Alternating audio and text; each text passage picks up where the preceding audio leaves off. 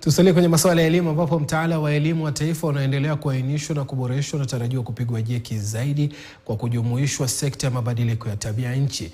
Mkakati wa elimu ya mabadiliko ya tabia nchi unalenga kutekelezwa kwenye sekta iliyo rasmi na isiyo rasmi, huku ukipunguza fedha zinazotumika kukabili athari za mabadiliko ya hali ya hewa.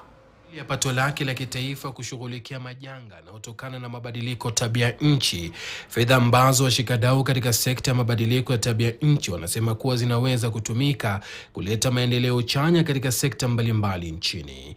Wakizungumza kwenye mkutano wa kukamilisha mkakati wa elimu ya mabadiliko ya tabia nchi ulioandaliwa na Wizara ya Mazingira, Wizara ya Elimu na shirika la Kenya Climate Change Working Group, imebainika kuwa mafunzo ya mabadiliko tabia nchi hayajajumuishwa kwenye mtaala wa elimu. Climate change learning strategy is looking at how can we additionally give our teachers more skills on issues of climate change to be able to impact our children. Number two is also looking at how can we ensure that climate change is embedded deliberately in our curriculum. Issues of capacity building are enshrined within our legal structures. Looking at our National Climate Change Action Plan, capacity building is one of the enabling areas.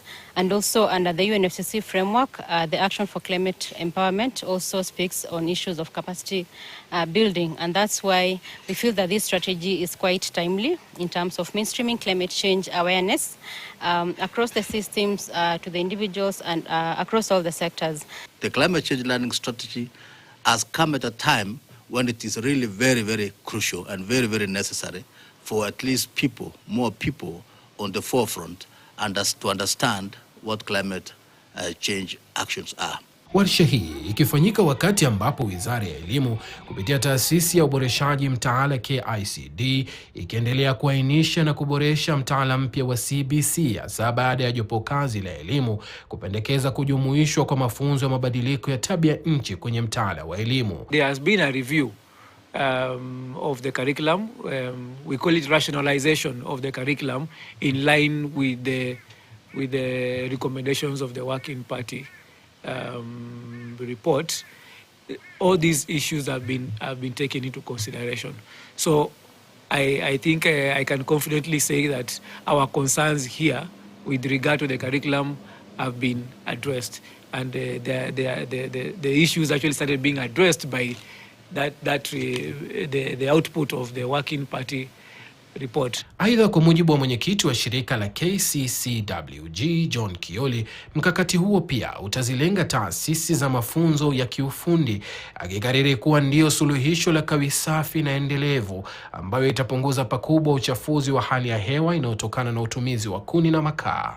Whereas we can continue planting trees, we need first of all to have new skills on making jikos, new skills on bringing down issues of cooking using these unreliable sources of energy and looking at renewable energy. We cannot rely on technology from outside the country every time. Akipongeza hatua hiyo, naibu mkurugenzi katika Wizara ya Mazingira Augustine Kendeiwo amesema kuwa mkakati huo utakuwa na manufaa kwa sekta zote, hasa katika kufahamu na kukabiliana na mabadiliko ya tabia nchi.